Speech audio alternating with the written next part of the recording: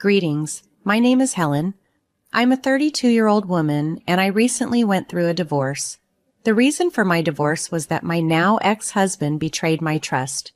Despite the painful circumstances, there was a silver lining, which I'll get to shortly, but let me start at the beginning of our story. I met Austin at a bar during a work party he was attending.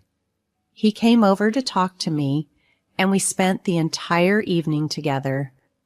At that time, I often felt unsure of myself, so his attention was a significant boost to my confidence. After that night, we went on several dates.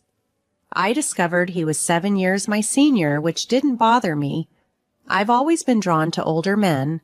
Austin turned out to be even more charming than he was at the bar, and our relationship grew stronger with each date.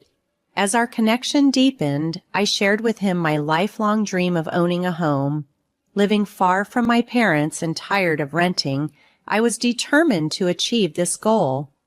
With financial help from my parents for half of the down payment and a lot of hard work on my part for the other half, I was getting closer to making this dream a reality.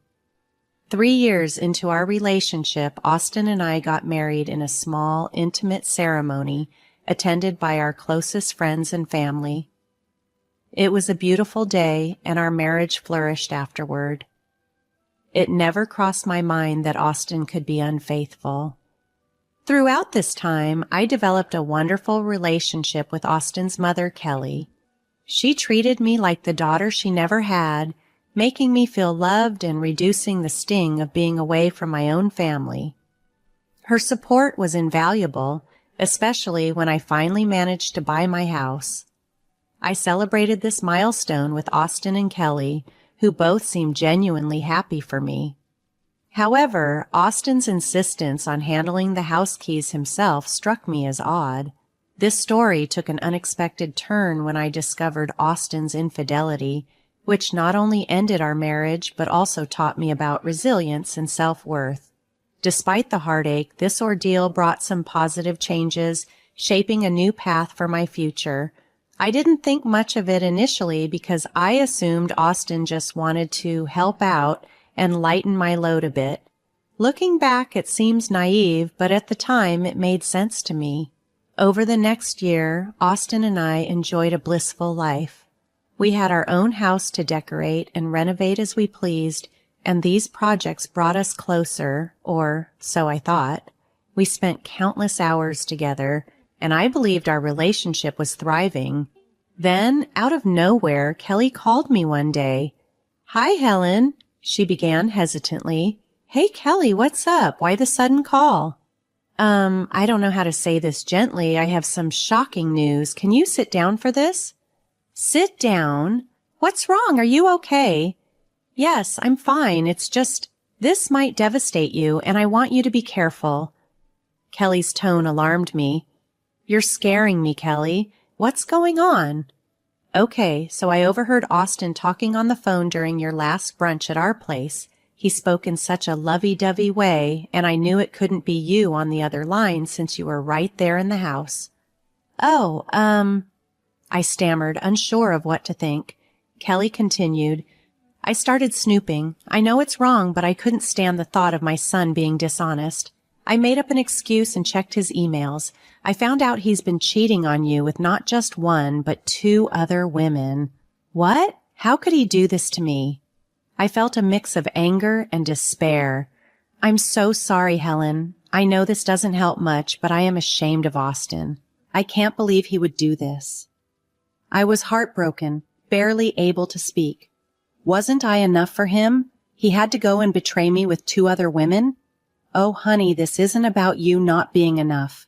No one deserves this, least of all you.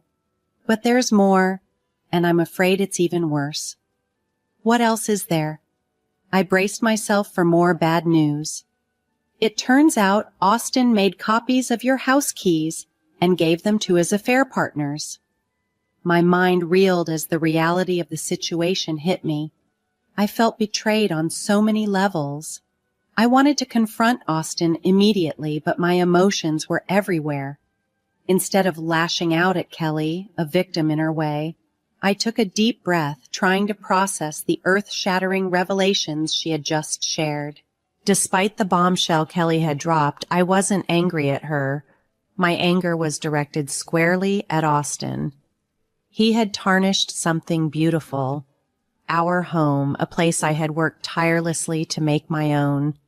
How dare he disrespect it and me in such a profound way? My mind raced with a flurry of thoughts, my emotions a chaotic whirlwind. Nothing made sense anymore, but one thing was clear. I needed to confront Austin directly. I had no doubts about Kelly's honesty. Her love for me was genuine, and that was precisely why she had revealed her son's betrayal. "Helen, darling, are you still there?" Kelly's voice broke through my turmoil. "Yes, I'm here, just trying to process all of this. I don't know what to do next. I'm just so overwhelmed with anger and pain." "I might have an idea if you're open to it," Kelly suggested with a hint of resolve. "Oh, what is it?" "What if we get a bit of revenge on Austin before you divorce him?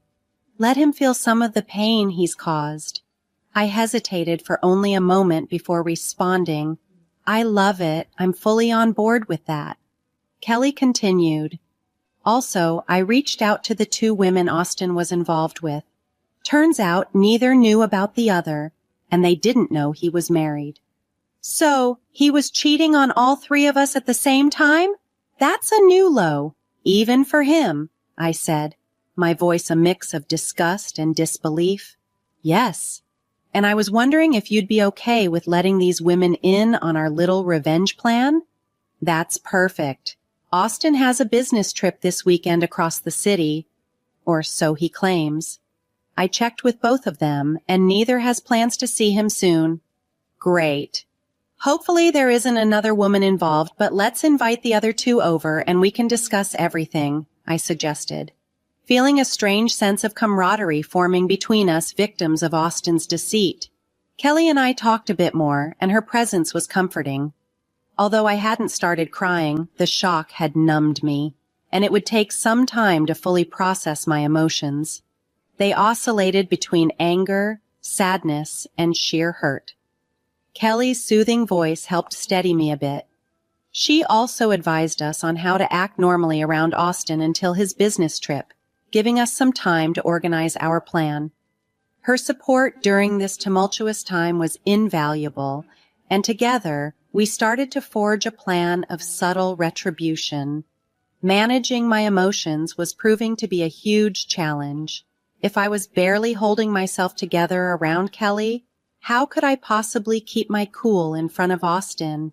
Yet, deep down, I knew I had to do it. I had to make Austin feel the same panic and pain that had torn through me when I discovered his betrayal. When Austin came home that evening, I interacted with him as usual, though every smile and laugh from him stirred a fury within me. When he kissed me goodnight, I fought the urge to recoil, feeling a mix of disgust and hurt. That night, I cried myself to sleep, overwhelmed by the deception. The next morning, I put on a brave face. Austin needed to suspect nothing was amiss. I bid him goodbye as if everything was normal. Soon after, Kelly called to ask if she and the other women involved with Austin could come over. I agreed, and within an hour, they were at my house. Seeing the other women in person was startling. Both were notably young, with one in particular appearing alarmingly so. I silently hoped she was of legal age, fearing the worst about Austin's actions. Kelly greeted me with a tight hug, her own eyes brimming with tears, and I had to muster all my strength not to break down alongside her. We all sat down in the living room to share our experiences. The younger-looking woman introduced herself as Barbara. She reassured me she was 24, which relieved some of my concerns. The other was Emma, aged 22.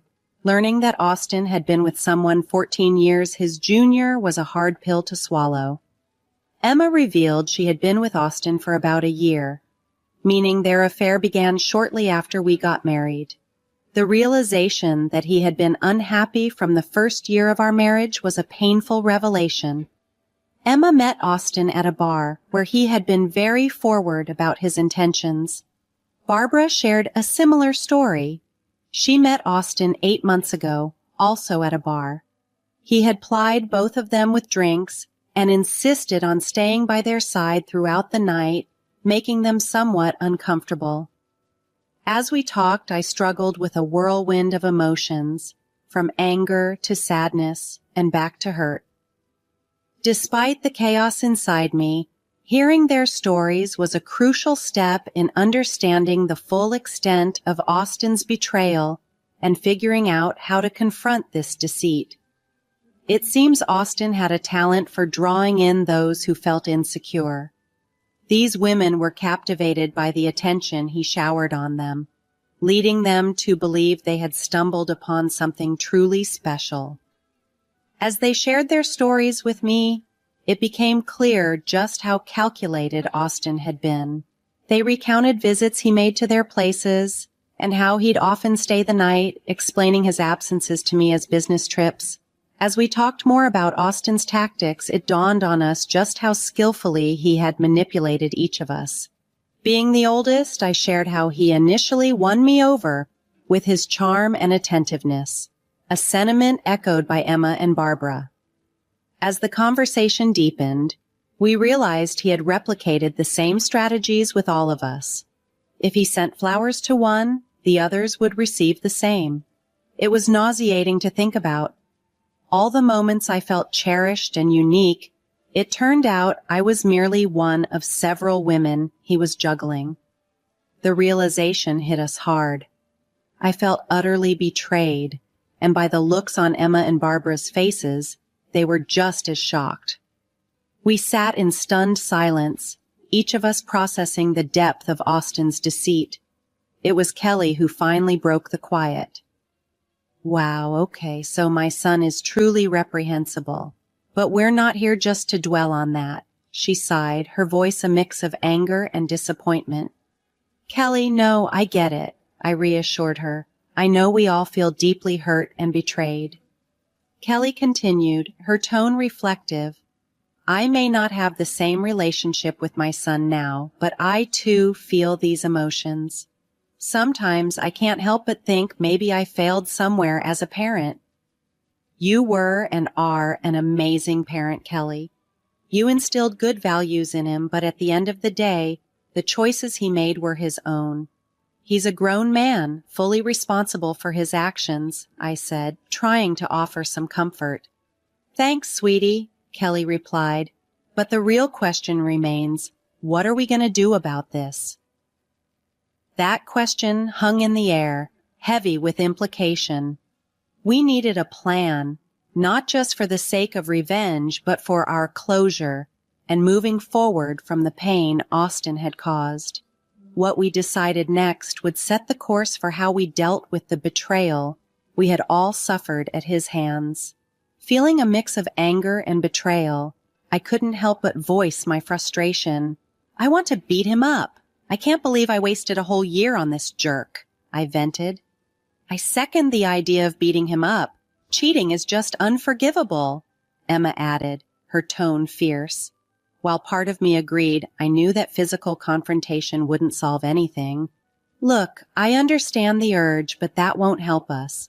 We need a strategy that makes him feel the panic and betrayal we've endured, I proposed, trying to steer us toward a more constructive plan. Okay, how about this? Barbara suggested with a hint of scheming in her voice. I'll call him this weekend and tell him I'm at your place, Helen. I could do the same, Emma chimed in, and since he'll be away, he'll be freaking out about us meeting. And what if he does manage to rush back? I added. He'll find us here just hanging out, looking like we're the best of friends. That will make him sweat. That's brilliant, Barbara exclaimed.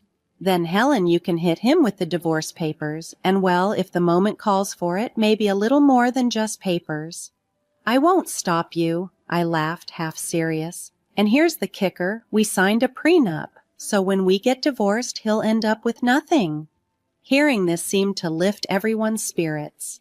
He deserves nothing, and I'm glad he'll get just that, Emma said, a satisfied grin spreading across her face. With our plan taking shape, I felt a surge of empowerment. Let's get the divorce filed, and then we'll iron out the rest of the details. We still had a couple of days before Austin's trip. Somehow, I found the self-control and patience to maintain my composure around him. Despite every instinct urging me to confront him, I managed to keep up the act. The pain was subsiding, replaced by a sense of solidarity. I wasn't alone in this. Emma, Barbara, and Kelly were with me, and we were all hurting together. We created a group chat to stay connected and updated. Austin had never shown any interest in my phone, which I now realized might have been due to his distractions elsewhere. Whenever Austin was at work, Kelly would come over and we'd visit the law firm to file for divorce and get the papers printed. By the time Austin was set to leave, everything was in place. Barbara, Emma, and Kelly came over about an hour after Austin left. We spent the time just hanging out, sharing our feelings, and finding comfort in our united front. It felt good not to be alone in this ordeal. Together, we were strong, and together we would face whatever came next. In an odd and twisted way, we all felt a deep connection through this ordeal. Kelly provided us with incredible support and a solid shoulder to lean on. Despite her pain, she never overshadowed ours, recognizing the different layers of our hurt. It was comforting to have someone who understood and empathized with our situation. After confirming Austin had reached his destination, I gave Emma the green light to make her move. She eagerly picked up her phone and dialed Austin, putting him on speaker so we could all hear. Austin's voice betrayed his surprise at her call. Playing her part perfectly, Emma bubbled over with excitement, telling him she was about to drop by with a special surprise. Austin's response was tinged with panic. He tried persuading her not to come, but Emma was firm, ending the call with a promise to see him soon. About 30 minutes later, Barbara made her call. This time, Austin's tone was sharp and edgy. When Barbara cheerfully announced she was just 30 minutes away and planned to wait inside for him, his anxiety escalated. He attempted to dissuade her, repeating he was out of town, but Barbara cut him off, claiming she was too tired to delay and wanted to rest, hanging up before he could respond. The adrenaline that surged through me after these calls was exhilarating. Imagining Austin's mounting panic brought a rush of mixed emotions, happiness, and grim satisfaction. I was eager to see his expression when he realized the trap we had set. With the major part of our plan executed, we decided to unwind a bit with some drinks, anticipating the moment Austin would walk through the door. As the alcohol lightened our spirits, we couldn't help but laugh at Austin's foolishness for giving keys to my home to both women, not realizing I often worked from home. As we waited, there was a subtle shift in the room. Somewhere between the laughter and planning, a healing process began. We started to see the truth about Austin more clearly and accept the reality of who he was. This realization was unexpectedly refreshing. About 2 hours after our coordinated calls, we heard the familiar sound of Austin's car pulling into the driveway. The moment we had been waiting for was finally here. As we prepared to confront him, there was a sense of anticipation mixed with a newfound strength among us. The next few moments would be revealing, but no matter the outcome, we knew we had each other for support. As Austin's car pulled into the driveway, our anticipation was almost palpable. Despite being quite tipsy, Kelly reminded us to compose ourselves. We hastily tried to sober up, arranging our expressions and steeling ourselves for the confrontation. We were ready to face Austin and expose his deceit. Austin burst through the door with an urgency that suggested he sensed something was amiss. "Babe, what's going on here?" "Oh, I invited your mom over," I said nonchalantly, masking my nerves with feigned surprise at his early return. "That's cool, but, what about the other people here?" Austin stammered, his eyes darting between the unfamiliar faces in his living room. Them? I gestured towards Emma and Barbara. These lovely women just showed up at my place, and it turns out they know you, so I invited them in. You never told me you had such a pretty wife, I added, the irony thick in my voice. Me either, chimed in Barbara, her tone equally mocking. Maybe it's time you leave. Austin tried to dismiss them, his voice edging towards desperation. Don't be rude, Austin, Kelly scolded, stepping forward. I taught you better. Besides, we were just having a girls' night. Why are you here? Yeah, why are you here? I pressed, feigning ignorance. I thought you were away on a business trip. Is that why you couldn't spend time with me this weekend, even though we always get together every third weekend? Oh my God, he does that with you too? Emma exclaimed, then looked at Barbara, who nodded in agreement. Me too. Look, guys, I don't want to hear anything. I just want you out of my house. Austin's voice cracked as he started to realize the gravity of the situation. That's when I saw Austin cry for the first time. He began sobbing, pleading with me not to leave him. His tears, however, didn't elicit sympathy from me. Instead, they intensified my disgust. Silently, I rose from my seat, walked over to him, and handed him the divorce papers. Austin was a mess. He turned to his mother for support, but Kelly simply looked away, her disappointment evident. When he tried to appeal to her, she coldly told him, "You're dead to me." Watching Austin lose everything he had taken for granted was a profound moment of vindication. Emma and Barbara didn't physically confront him, but they made their point by throwing the copies of the house keys he had given them right at his face before they turned and left the house. As they departed, the weight of his choices was clear on his face. A man who had lost everything, stripped of deception and deceit. The sight was strangely satisfying, marking the end of a painful chapter and the beginning of a new, more hopeful one for us all. I had a bag already packed for him, anticipating this moment. Grabbing it, I tossed it at him and said sternly, "You have 10 minutes to leave or I'm calling the police." He hesitated for a moment, then grabbed the bag and left. As the door closed behind him, the weight of everything that had transpired seemed to crash down on me all at once. I sank to the floor and finally let the tears flow freely. Kelly sat beside me, and together we cried over the loss of someone who had once been so dear to both of us. An hour after Austin left, my phone started to explode with his calls and messages. Each text he sent seemed more desperate than the last, but they only served to confirm how delusional he was about the situation. Over the next few months, my divorce proceedings moved forward. Kelly stood by me like a pillar of strength. Austin, driven by spite, tried his best to contest the divorce and wring something out of the settlement. Fortunately, the prenup we had signed was bulletproof, leaving him with nothing but a hefty legal bill. Following the divorce, Kelly and I didn't keep track of what became of Austin.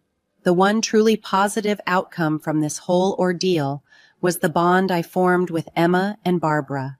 Once everything was finalized, we went out to a bar in a celebratory gesture, a final nod to our collective liberation from Austin. That night, we grew closer, finding laughter and camaraderie in our shared experiences. Despite the topic still being somewhat tender, we managed to see the humor in our situation. This entire experience taught me a lot about life's unpredictable nature. Yet, it also showed me that with the right people by your side, every unexpected turn has the potential to lead to something beautiful. Together, we turned a painful chapter into the beginning of a new friendship filled with support, laughter, and understanding.